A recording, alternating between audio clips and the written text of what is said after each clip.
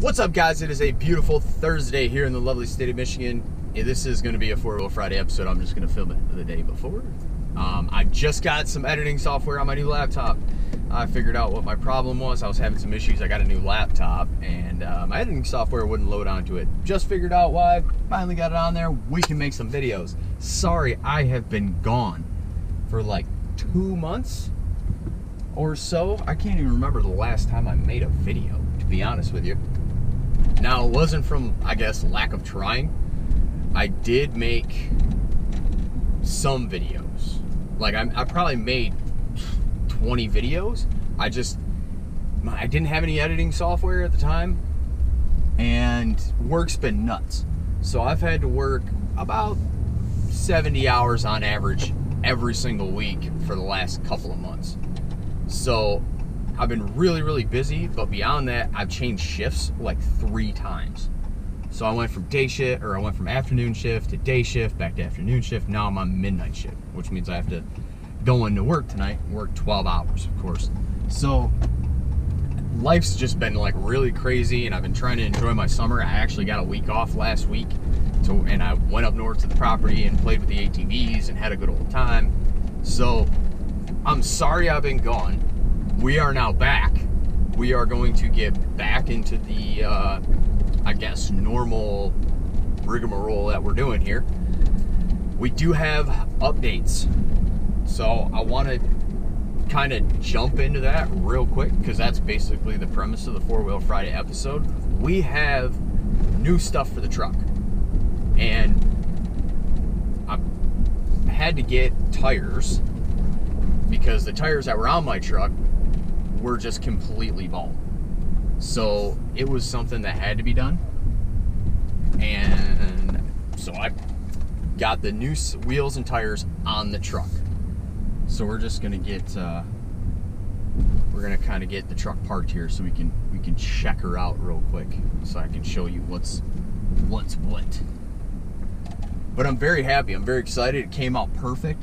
Now the whole thing is when I was looking for wheels and tires, I wanted to actually take the time, make sure I would get the right ones, the ones that I wanted, ones that I knew were gonna go on the truck, that were gonna look good, that I wasn't gonna get mad about, like buyer's remorse, more or less, being like, oh, you know, I paid all this money for rims, now they look like shit. They look fantastic. The tires are the aggressiveness of the tire is exactly what I was looking to get. So all in all, it came out exactly the way I wanted it to. Now, this is not a paid spot for them, but I use Custom Wheel Offset. It's a website. They have a gallery. You can go into the gallery. You can select, you know, what year your truck is. I mean, you can get exactly what your truck is. So I can put in 2014 Ram 1500.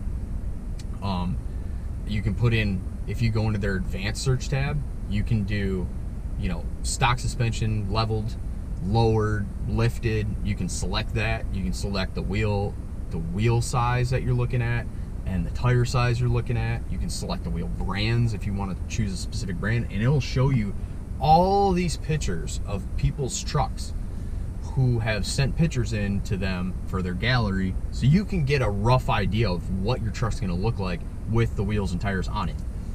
I think the wheel configurators that they have on some of these sites don't really do it justice.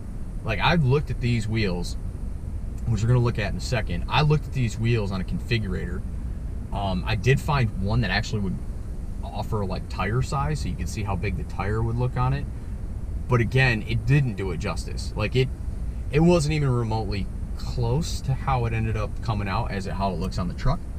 So that's why I really like the Custom Wheel Offset website. It's an awesome site, an awesome tool if you're thinking about getting wheels or tires. I highly advise that. Again, this is not a sponsor. They are not sponsoring this video. They don't even know I'm talking about it. It's just a really, really good resource, and using it for me made this whole thing come out perfect. So, and I always want to give you guys the best advice I can with these types of things. You know, it's a large purchase. These wheels and tires cost me $2,800 when it was all said and done. So it's not like it's a cheap you know, a cheap ordeal, and the last thing you want to do is get, you know, a $3,000 set of wheels and tires and come to find out you fucking hate the way it looks on your truck. So if you are getting wheels and tires, I would suggest that. Beyond that, I mean, let's take you off here. Let's take a look at how this truck looks, because I'm telling you, I'm so excited. Now, the one thing is the truck is sitting on stock suspension. It is not lifted. I did buy a leveling kit from Rough Country, but we'll talk about that in just a second.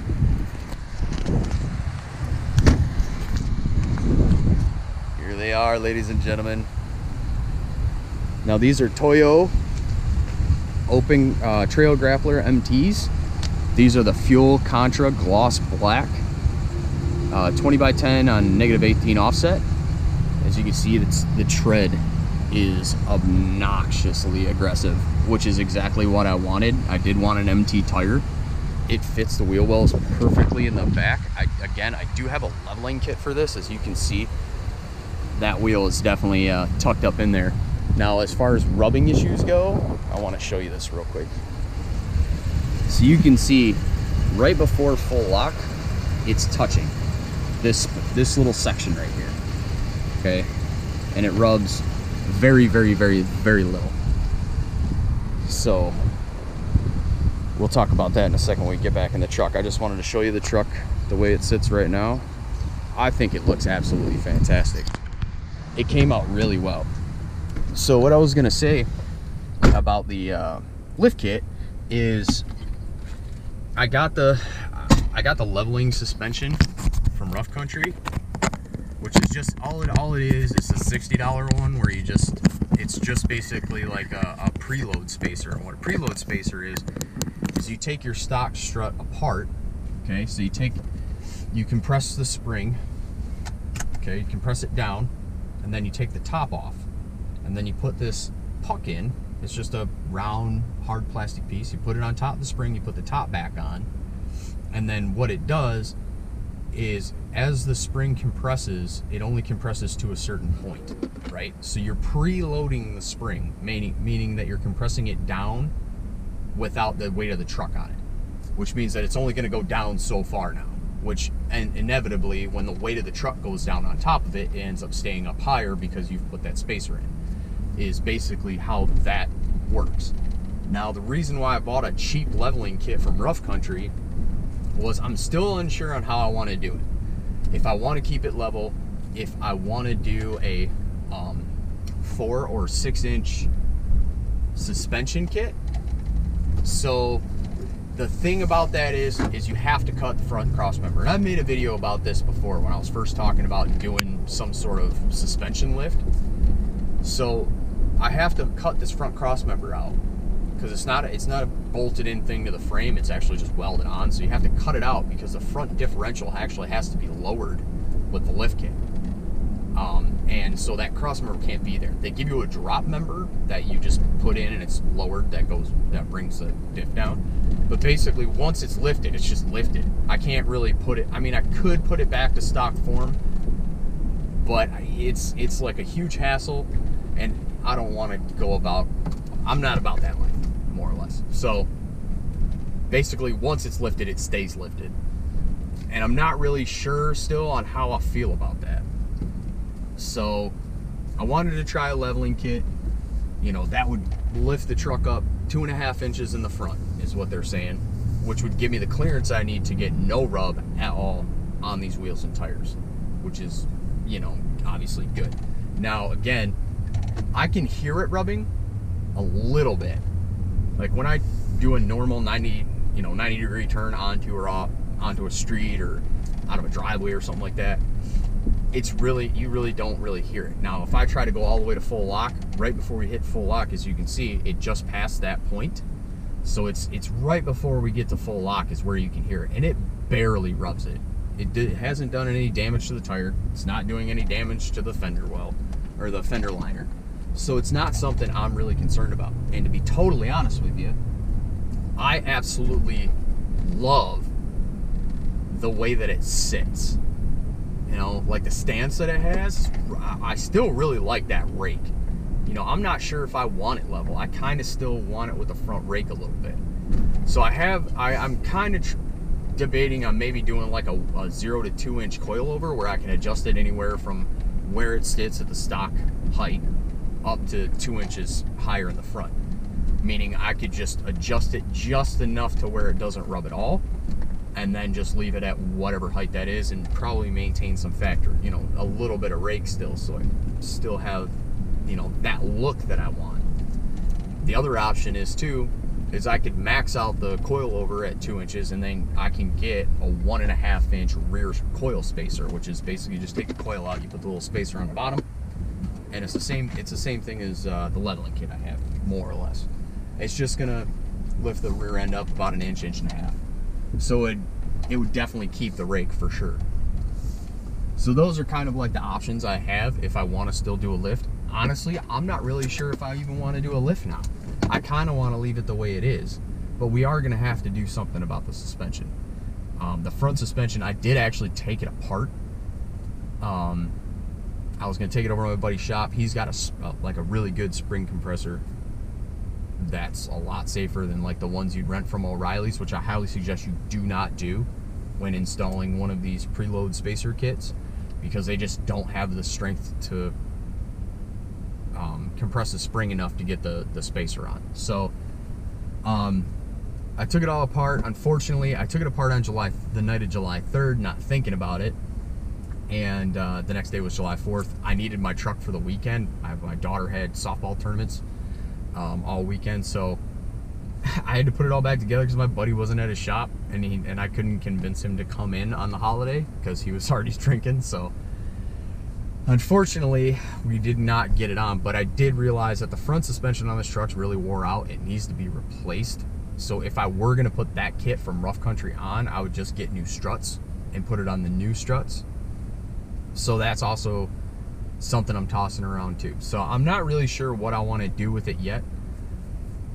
The initial, I guess, you know, how do I feel about it? I've had the wheels and tires on now for a week, the way that it sits. And the one thing I'm going to say is, you know, you got to understand what you're buying. Okay, I'm not going to sit here and say, oh, well, it's fucking loud and it sucks and blah, blah, and this is so miserable because of this. I knew what I was getting into, getting a 35-inch MT tire, especially sitting on stock suspension. I knew it was going to rub. Now, there's a little, I didn't show you guys, but there's a little, like, mud guard thing on the cab side that comes stock from the factory on my truck. Some trucks won't have it. My truck did. And it's just in the fender. It's on the bottom of the fender on the cab side. That was what was rubbing horribly when I first put the wheels and tires on. I'm like, oh my god, it rubs so bad, I have to get the suspension on. And then I looked at it and it protrudes out about an inch. So that's why the rub was so bad. As soon as I took that out, which is to me unnecessary, I don't really need to have it on there. Once I took it out, the rubbing was minimal at best. I don't even really notice when it rubs. So, well, turning left I do just because of the wheels right in front of my face, more or less, and I can barely hear it. So I knew it was gonna rub. I knew I was gonna lose fuel mileage. So I've lost probably 3 mpg on average, 2.5, 3. So I knew that was gonna happen, and I'm not concerned about it. It's not something I'm gonna even remotely close to worrying about at all, because I knew that was going to happen. They're 35s, the wheels are heavy, the tires are really, really fucking heavy. So, you know, that is what it is. The tires hum. I mean, they're 35-inch mud tires. They hum pretty good on the freeway. The best way to convey how loud they are, if I have the windows down and I'm doing 70 on the freeway, I can't hear them humming. I can kind of barely hear them. So it's almost about the same amount of noise, I guess, with the windows down. Is the wind noise and the tires are about the same. You can't tell which is which. Sort of, I guess, is the best way to put that. I don't know. I really want to convey like a way for you to kind of get an idea how loud the tires are. Now with the windows up, if you have a Ram, you can I figured it out. If you turn your radio up to 12 or 13 in your Ram, you won't even hear the tires. So if you have a Ram, like mine, one of the newer models, you can just do that as like a test on the freeway. Just turn it up to 12 or 13 on your radio, and then that's how loud basically how loud the tires are. That's when you'll stop hearing the tires. But yeah, they hum, and they're a little bit loud, but it's not, I don't care because I grew up with trucks with mud tires on them. So I'm used to the tire hum. I actually like the tires humming. But, you know, kind of is what it is. I got mud tires because I want to do some more off-roading, and that's going to be some content that's going to be coming over the next, I can't do it this month. I have a lot of stuff going on. We got to go to Ohio for my daughter's regional championship for softball and stuff, so I have a lot of stuff going on this month. Next month is a different story. Next month we have a lot less going on. I'm going to try to get up north. There's a couple of off-road parks up there I want to take the truck to. There's a couple down here I want to try to hit. So we're going to try to get some off-roading footage. That's going to be like some of the content that's going to be coming to the channel, and it'll be good, especially in the winter too, because we have one of the off-road parks up by my mom's house has a like a winter one for the snow and stuff like that. So I want to do that event, and then we can just, you know, just normal wheeling around in the snow and stuff. So that's going to be fun. So I'm pretty excited about that. It's going to give you guys some better content. I would like to start getting some more stuff for the truck. With that being said, leads me to another part of the updates. I do have a Patreon. Now it is a sponsorship style that I've kind of set the tiers up in. You'll see it in the descriptions on basically how it works. And basically you'll just be, I'm going to put you up on the video in the beginning of every video.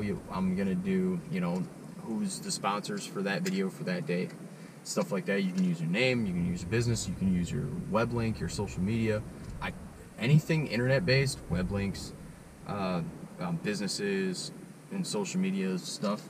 I'm gonna check all that, obviously. So if you want to be a sponsor and you want to use that stuff, it has to be like family friendly.